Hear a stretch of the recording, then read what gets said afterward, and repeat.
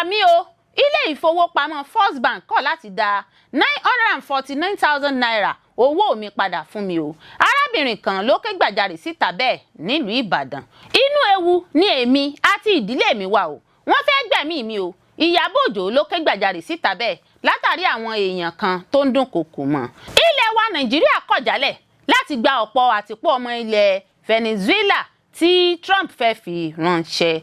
Ikunlẹ Abiyamọ o, ọmọkùnrin ọmọ ọdún mẹta pàdánù ẹ̀mí rẹ̀ lẹ́yìn tó kó sínú ṣáláńgá l'Ékòó. 20 ọdún rèé tí mo ti ń ta ẹ̀pà, gúgúrú àti dóńkwà fáwọn olólùfẹ́ eré-ìdárayá bọ́ọ̀lù Kwara United. Kò sí ìlú tí mi ò kì í tẹ̀lé wọn lọ. Iya Ẹlẹpa kan ló sọ̀rọ̀ sókè bẹ́ẹ̀. Ẹ gbọ́ àwọn àtúpalẹ̀ ìròyìn náà lẹ́kùnrẹ́rẹ́. You are welcome to Drive TV. If you're new to this channel, consider subscribing so you won't miss out any of our latest video. Gbami o, ile-ifowópamọ First Bank kọ̀ láti dá 949,000 naira owó mi padà fún mi o. Arabinrin kan ló ké gbàjarè síta bẹ́ẹ̀ nílùú Ibadan. Ó mà ṣe o. Wọ́n wọ́ 949,000 owó arábìnrin kan lọ nínú akoto òṣùwọ̀n rẹ̀ nílé ìfowópamọ First Bank nílùú Ibadan. Ọ̀pọ̀ àwọn èèyàn pàápàá jùlọ àwọn oníbàárà tó máa ń fowó pamọ́ sílé ìfowópamọ́ ló sábà máa ń ṣàròyé nípa bí owó wọn ṣe máa ń pòórá nínú akoto òṣùwọ̀n wọn tàbí kí owó àwọn oníbàárà máa dín díẹ̀díẹ̀ bẹ́ẹ̀ ni. Àwọn oníbàárà tí wọ́n bá sì lọ kàn sáwọn òṣìṣẹ́ ilé ìfowópamọ́ lórí ohun tó bá ṣe owó wọn nígbà mìíràn wọ́n ó bá wọn wá ojútùú ọ̀nà àbáyọ sí láàrin wákàtí náà, ṣùgbọ́n nígbà mìíràn àwọn oníbàárà míì máa ń ṣàròyé pé àwọn kì í sábà rí owó àwọn gbà padà. Tó bá ṣẹlẹ̀ bẹ́ẹ̀ nígbà míì wọ́n á ní àwọn ò mọ ibi tí owó oníbàárà wọlé sí. Irú rẹ̀ ni ti arábìnrin tó gbarata nínú fọ́nrán fídíò kan tó gba orí ìtàkùn ayélujára kan yìí, níbi tí arábìnrin náà ti ń ké gbàjarè síta pé kí àwọn òṣìṣẹ́ ibẹ̀ bá òun wá owó òun jáde síta o. Nínú fọ́nrán fídíò náà ni arábìnrin náà ti sọ wípé òun kò rí 949,000 naira nínú akoto òṣùwọ̀n òun lówó tó ti fẹ́ pajúdé sí mílíọ̀nù kan náírà bí. Arábìnrin náà faraya, ọkàn rẹ̀ pòrúurú, inú rẹ̀ bàjẹ́. Ó kọminú pé láti ìgbà tí ìṣẹ̀lẹ̀ náà ti wáyé tí òun kò rí owó òun nínú akoto òṣùwọ̀n báǹkì ni òun ti lọ fi ìṣẹ̀lẹ̀ náà tó wọn létí nílé ìfowópamọ́ First Bank ọ̀hún tóun fowó òun pamọ́ sí. Obìnrin náà sọ wípé òun ṣàròyé fún wọn ṣùgbọ́n tí wọ́n dẹyẹ sí òun, wọn kò sùjá òun, wọn ò tiẹ̀ bìkítà rárá bó ti wulẹ̀ kó mọ nípa 949,000 naira tó sọnù nínú akoto òṣùwọ̀n òun. Ẹ gbọ́ níbo gan ni àdúrú owó ọ̀hún wọlé sí? Arábìnrin náà sọ wípé àti ìgbà tóun ti ń pòrí báǹkì náà wọn kò wá ojútùú ọ̀nà àbáyọ sí bí owó òun ṣe máa dé inú akoto òṣùwọ̀n òun padà. Ó ní wọn kò tọpinpin ibi tí owó náà wọlé sí títí di ìgbà tí à ń gbé ìròyìn yìí jáde síta. Ilé ìfowópamọ́ náà kò tí ì gbé àtẹ̀jáde kankan jáde síta nípa ìṣẹ̀lẹ̀ ọ̀hún. Ilé ìfowópamọ́ First Bank, ẹ fún mi lówó mi 949,000 naira. Arábìnrin kan ló ké gbàjarè síta bẹ́ẹ̀ nílùú Ìbàdàn. Inú ewu ni èmi àti ìdílé mi wà. Wọ́n fẹ́ gbẹ̀mí mi o. Iyabo Ojo ló ké gbàjarè síta bẹ́ẹ̀ látàrí àwọn èèyàn kan tó ń dunkoko mọ́. Gbajúmọ̀ òṣèré tíátà Iyabo Ojo ti ké gbàjarè síta pé àwọn kan dunkoko mọ́ ẹ̀mí òun nítorí ìgbìyànjú òun láti béèrè fún ìwádìí sí ikú òjijì tó pa akọrin tàkasúfèé ní Ìléríolúwa lọ́ba tí ọ̀pọ̀ mọ̀ sí Mohbad. Nínú àtẹ̀jáde kan tí Iyabo Ojo fi sí ìkànnì Instagram rẹ̀ lọ́jọ́bọ̀ ọjọ́ 10 oṣù keje ọdún 2025 ló ti ṣàlàyé àwọn nǹkan tó ti ń là kọjá lẹ́nu ọjọ́ mẹ́ta báyìí tó sì ní pé àwọn kan mọ̀ọ́mọ̀ ṣe ìkọlù sí òun. Ó ṣàlàyé pé ní àìpẹ́ yìí ni ẹ̀ka tó ń rí sí ìwà ọ̀daràn ní iléeṣẹ́ ọlọ́pàá tó wà ní ìlú Àbújá ránṣẹ́ pé òun lórí ẹ̀sùn tí èèyàn kan fi kan òun lórí fídíò kan tí òun ṣe nígbà tí ikú Mohbad ń já rìnrìn. Ó ní ohun tí wọ́n pe òun fún nígbà náà dá lórí àwọn nǹkan tí òun sọ nínú fídíò náà. Ìyábọ̀ ní nínú fídíò náà ni òun ti sọ pé káwọn èèyàn lọ fi ara wọn kalẹ̀ fún ìwádìí láti ṣe àfọ̀mọ́ ara wọn lórí ikú òjijì tó pa Mohbad. Iyabo Ojo sọ pé òun ṣe fídíò náà láti sọ fún àwọn èèyàn náà láti fọ ara wọn mọ́ lórí ìṣẹ̀lẹ̀ náà ni àti pé òun kò sọ pé àwọn èèyàn náà ló ṣokùnfà ikú Mohbad. Ó fi kún pé nítorí náà ni òun ṣe lo àjọ ẹlẹ́yinjú àánú òun ìyẹn Pinkies Foundation láti fi kọ̀wé ránṣẹ́ sí ìjọba ìpínlẹ̀ Èkó, iléeṣẹ́ ọlọ́pàá àtàwọn àjọ tí ọ̀rọ̀ kàn láti ṣèwádìí tó lóòrìn sí ohun tó ṣokùnfà ikú Mohbad. Iyabo Ojo ní gbogbo ìgbésẹ̀ tí òun gbé yìí jẹ́ àfihàn pé òun ò nàka pé èèyàn kan ní pàtó ló ṣekú pa Mohbad, bí bẹ́ẹ̀ kọ́ òun ò ní gbé ìgbésẹ̀ òfin tí òun gbé.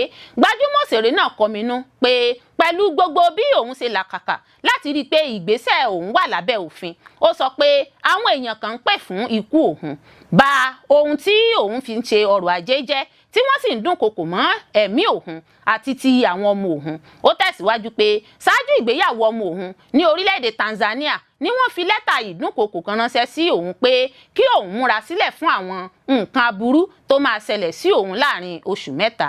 Ó ní èyí kò yà òun lẹ́nu ìgbà tí òun rí àwọn èèyàn kan tí wọ́n ń gbé pósí kiri lórí ayélujára pẹ̀lú orúkọ òun lára rẹ̀, tí wọ́n sì ń dúnkokò mọ́ ẹ̀mí àti àwọn ohun ìní òun, léyìí tó ń fìdí rẹ̀ múlẹ̀ pé inú ewu ni òun wà. Iyabo Ojo ní òun gbàgbọ́ pé Ọlọ́run máa gbé òun borí gbogbo ìṣòro yìí. Iyabo Ojo tún sọ pé òun mọ̀ dájú pé ṣíṣe àtìlẹ́yìn fún ẹgbẹ́ òṣèlú kan lásìkò ètò ìdìbò tó kọjá ti mú káwọn èèyàn kan máa ṣe ìkọlù sí òun.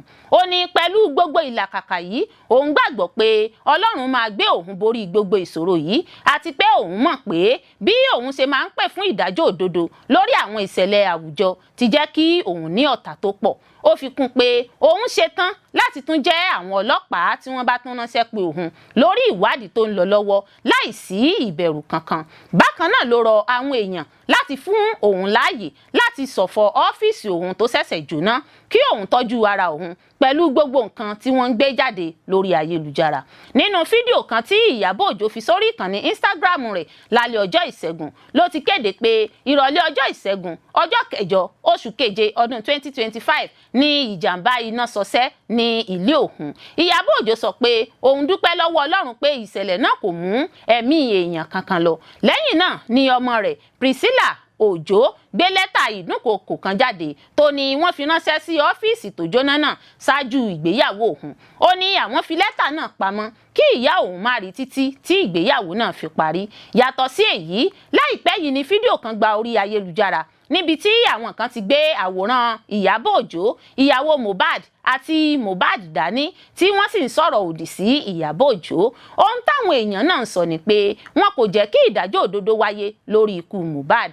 Ọ̀pọ̀ àwọn akẹgbẹ́ Iyabo Ojo ló ti ń bá a kẹ́dùn lórí àwọn ìlàkàkà tó ń là kọjá, tí ọ̀pọ̀ wọn sì ń sọ pé ìdí táwọn gbajúmọ̀ kì í ṣe fẹ́ dá sí ọ̀rọ̀ tó bá ń lọ ní àwùjọ rèé o. Chioma sọ pé òun ní ìgbàgbọ́ pé Iyabo Ojo kò ṣe ohun tó burú nípa jíjà fún ìdájọ́ òdodo àti bó ṣe sọ̀rọ̀ sí ọ̀pọ̀ fídíò tó gba orí ayélujára nígbà náà. Ó ní ọ̀pọ̀ àwọn ọmọ Nàìjíríà ní ikú Mohbad ká lára, tí ọ̀pọ̀ sì sọ̀rọ̀ lórí rẹ̀ tí òun kò sì mọ ìdí tí wọ́n fi dá Iyabo Ojo yọ láti máa dúnkokò mọ́. Ó fi kún pé àwọn wà lẹ́yìn Iyabo Ojo táwọn yóò sì dúró tì í títí gbogbo ìpèníjà yìí yóò fi kọjá. Òṣèré Bíọ́dún Òkè Owó ní tirẹ̀ ní àwọn èèyàn kan máa ń sẹnu lásán ni pé òun gbàgbọ́ pé Ọlọ́run tó lè gbé ìjà ẹ̀dá máa gbé Iyabo Ojo níjà. Ẹ ṣé púpọ̀ fún gbígbọ́ àti wíwò tí ẹ̀ ń wò wá. Ojú tí ẹ fi ń wò wá kò ní fọ́, etí tí ẹ sì fi ń gbọ́ wa kò ní di. Láṣẹ Olódùmarè yóò sì dára fún yín. Ilé ẹjọ́ ní nọ́ọ̀sì tó fún Mohbad lábẹ́rẹ́ gbọ́dọ̀ jẹ́jọ́, bú ẹnu àtẹ́lu Wùnmí àti bàbá olóògbé.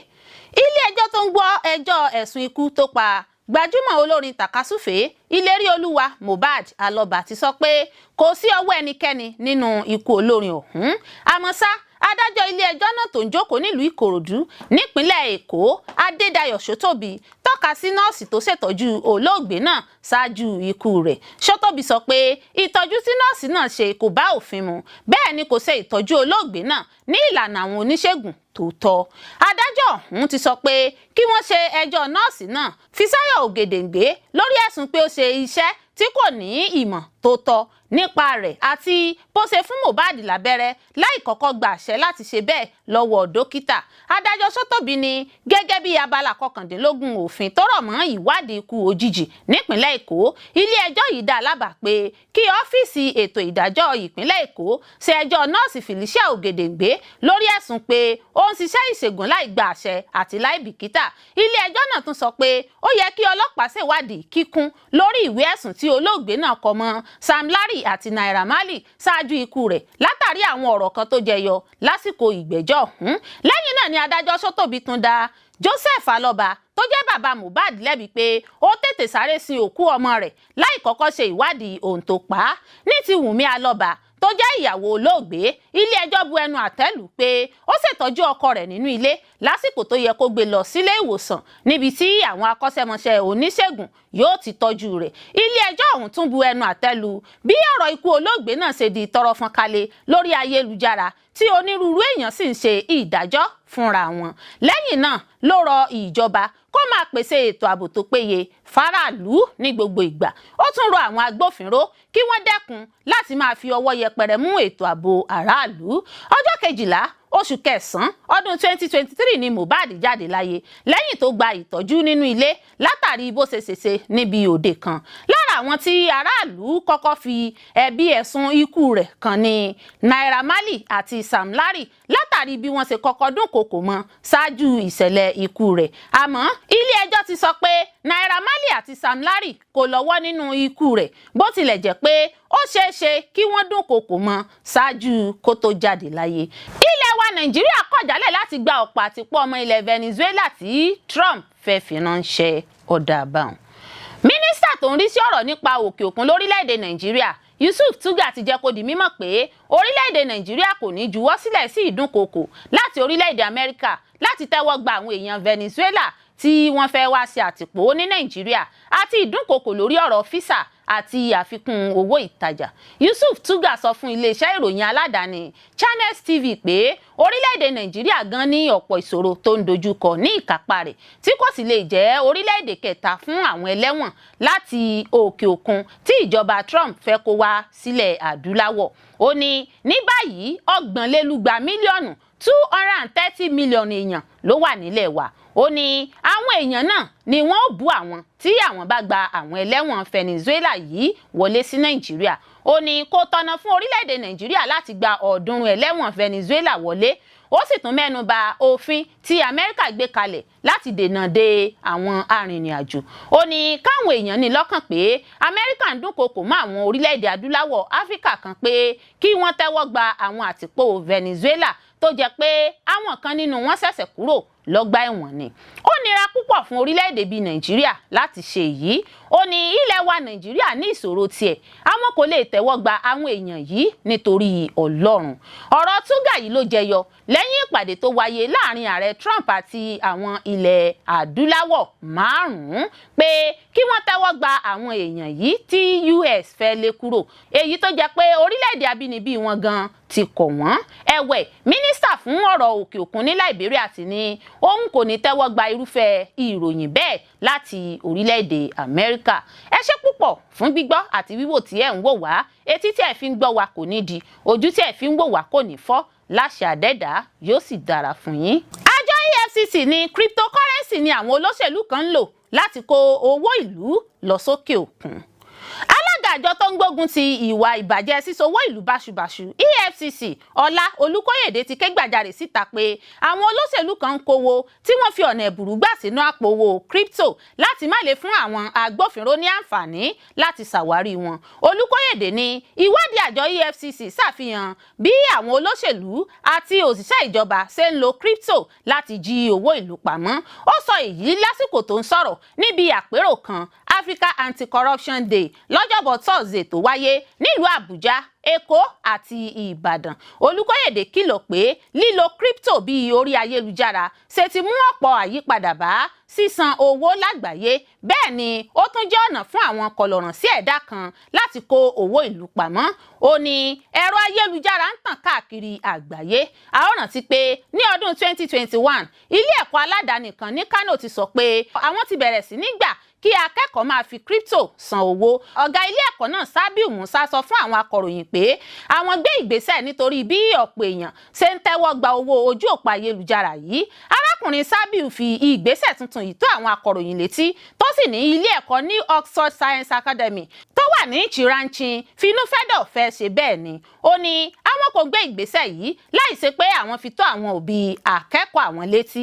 Nígbà tó ń sọ̀rọ̀ níbi ìpàdé tó wáyé nílùú Èkó, Olúkóyèdè, ẹni tí CE Michael Nzekwe sojú fún, ní crypto yìí báyìí ti di ohun ìjà tó léwu púpọ̀ lórí àwọn oníjìbìtì àti àwọn olóṣèlú kan. Ó kìlọ̀ pé lílo crypto yìí ti gbòòrò lórílẹ̀‐èdè Nàìjíríà àti káàkiri àgbáyé pẹ̀lú bí àwọn olóṣèlú ṣe ń lo òpó yìí fi lu jìbìtì. Níbi ìpàdé náà tó wáyé nílùú Ìbàdàn, Arabinrin, ẹni tó sojú alága EFCC níbi ìpàdé ọ̀hún, ní lílo crypto fún jìbìtì ti di ohun tó ń tàn kálẹ̀ káàkiri ilẹ̀ adúláwọ̀ Áfíríkà tó nílò àmójútó. Ẹ ṣé púpọ̀ fún gbígbọ́ àti wíwò tí ẹ̀ ń wò wá. Ojú tí ẹ̀ fi ń wò wá kò ní fọ́, etí tí ẹ̀ fi ń gbọ́ wá kò ní di. Láṣẹ Olódùmarè yóò sì dára fún yín. Ikunlẹ Abiyamọ o, ọmọkùnrin ọmọ ọdún 3 pàdánù ẹ̀mí rẹ̀ lẹ́yìn tó kó sínú ṣáláńgá l'Ékòó. Mà ṣe o. Ọmọkùnrin kan ọmọ ọdún 3 pàdánù ẹ̀mí rẹ̀ lẹ́yìn tó kó sínú ṣáláńgá kan tó wà ní ṣíṣí sílẹ̀ ní Bàbárìnsà ní Ìbẹ̀jú lágbègbè Lẹ́kì nípìnlẹ̀ Èkó. Ìṣẹ̀lẹ̀ náà ló wáyé lọ́jọ́ 9 oṣù keje ọdún 2025 nígbà tí ìyá ọmọ náà Utoro ṣàbẹ̀wò sí arábìnrin rẹ̀ nílùú ọ̀hún. Utoro, ẹni tó ń gbé ní agbègbè Ẹ̀pẹ́ nípìnlẹ̀ náà, ló ń di àwọn ẹrù rẹ̀ múra láti máa lọ nígbà tí ọmọkùnrin rẹ̀ ọ̀hún fi sílẹ̀ sínú yàrá láti lọ bá arábìnrin ìyá rẹ̀ níta, ẹni tó jáde lọ pè lórí fóònù. Ẹ̀wẹ̀, nígbà tí arábìnrin ìyá rẹ̀ náà darí padà wọnú ilé, ìyá ọmọ béèrè ibi tí ọmọ wà, ní arábìnrin rẹ̀ bá ní ọmọ bò ó, ṣé bó ti wọlé wá. Ìyá rẹ̀ ní ọmọ náà ò tí ì wọlé wá o. Ní kí amọ́sá ni wọ́n bọ́ síta láti wá ọmọ náà lẹ́yìn tí wọn kò ṣàdédé rí ọmọ mọ́.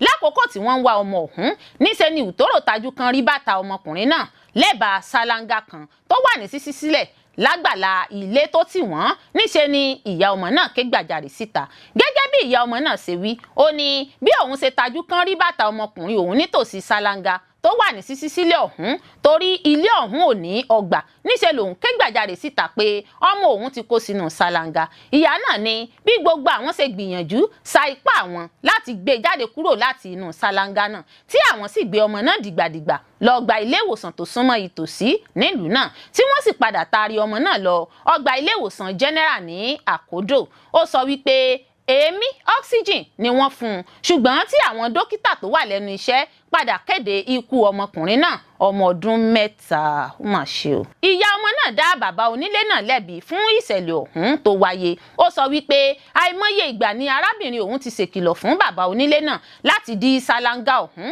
ṣùgbọ́n tó kùnà láti ṣe bẹ́ẹ̀. Gẹ́gẹ́ bí ìròyìn tó tẹ̀ wá lọ́wọ́, ajàfẹ́tọ̀ọ́ ọmọnìyàn tó tún jẹ́ olùdásílẹ̀ Harmony Advocacy Network, Harmony Taji, sọ fún àwọn akọ̀ròyìn pé bàbá onílé ọ̀hún kò gbé inú ìlú náà. Gbogbo abiyamọ ayé, a ò mà ní fojú sunkún àwọn ọmọ wa láṣẹ Ìlédùà. 20 ọdún rèé tí mo ti ń ta ẹ̀pà, gúgúrú àti dóńkó àfáwọn olólùfẹ́ eré ìdárayá bọ́ọ̀lù Kwara United. Kò sí ìlú tí mi ò kí ń tẹ̀lé wọn lọ. Iya Ẹlẹpa kan ló sọ̀rọ̀ sókè bẹ́ẹ̀. Orí ló mọ̀ sí àṣìlà. Bí obìnrin kan tó ń ta ẹ̀pà, gúgúrú àti dóńkó yóò ṣe rí tajé ṣe ló jẹ́ lógún jùlọ. Obìnrin ọ̀hún, Olúwatóyìn Abdullahi, sì ló máa ń kiri ẹ̀pà ní pápá ìṣeré ìdárayá tó wà nílùú Ìlọrin, níbi tí ẹgbẹ́ agbábọ́ọ̀lù Kwara United ti máa ń ṣeré ìdárayá. Ẹ̀pà, gúgúrú àti dóńkó yìí sì ni àwọn olólùfẹ́ eré bọ́ọ̀lù tó ń ṣe ìgbélárugẹ ẹgbẹ́ agbábọ́ọ̀lù Kwara United yìí máa ń fi panu. Gẹ́gẹ́ bí ìròyìn BBC ṣe gbé jáde síta, kódà ẹ̀pà obìnrin náà dùn lẹ́nu wọn tó bẹ́ẹ̀ gẹ́ tí kò sí ìlú tí wọn kì í mú obìnrin náà lẹ́yìn lọ.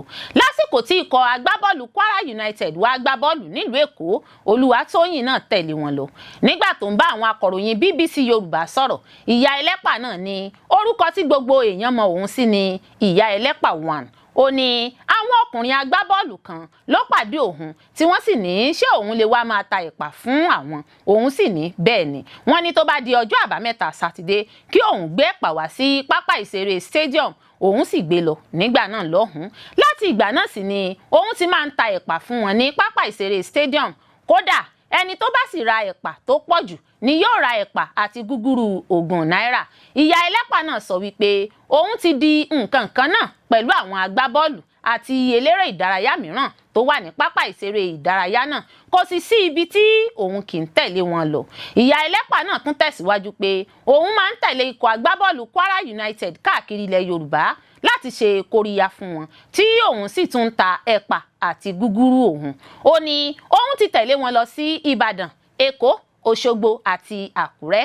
Ó ní òun gbọ́ pé wọ́n fẹ́ gbá àṣekágbá ìdíje Federation Cup ní Èkó, òun sì bẹ̀bẹ̀ láti tẹ̀lé wọn lọ. Iya Ẹlẹpa ní inú òun dùn nígbà tí òun dé Èkó, òun ta ẹ̀pà àti gúgúrú dáadáa, kódà kò tó wọn jẹ tí wọ́n sì tún béèrè sí. Ó ní inú òun dùn púpọ̀ nígbà tí ikọ̀ agbábọ́ọ̀lù Kwara United yege nínú ìdíje náà. Iya Ẹlẹpa náà sọ wípé ọjọ́ tí inú òun dùn jùlọ ní ọjọ́ tí gómìnà àti Yàyà Sẹ́ríkì fún òun lówó pé òun jẹ́ obìnrin tó ní akíkanjú, òun sì ń ṣiṣẹ́, òun tún jẹ́ olólùfẹ́ ikọ̀ agbábọ́ọ̀lù Kwara United.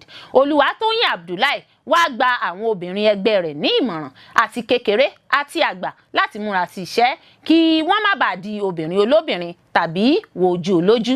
Ó ní iṣẹ́ òun ni òun ń ṣe, òun múra sí iṣẹ́ òun torí òun kò fẹ́ kí àwọn ọmọ òun di ọmọ ọlọ́mọ. Ó ní òun sì ti fi iṣẹ́ yìí tọ́ àwọn ọmọ òun nílé ẹ̀kọ́, òun tún fi wọ́n síbi ẹ̀kọ́ṣẹ́, wọn kọ́ iṣẹ́ tó yè kooro.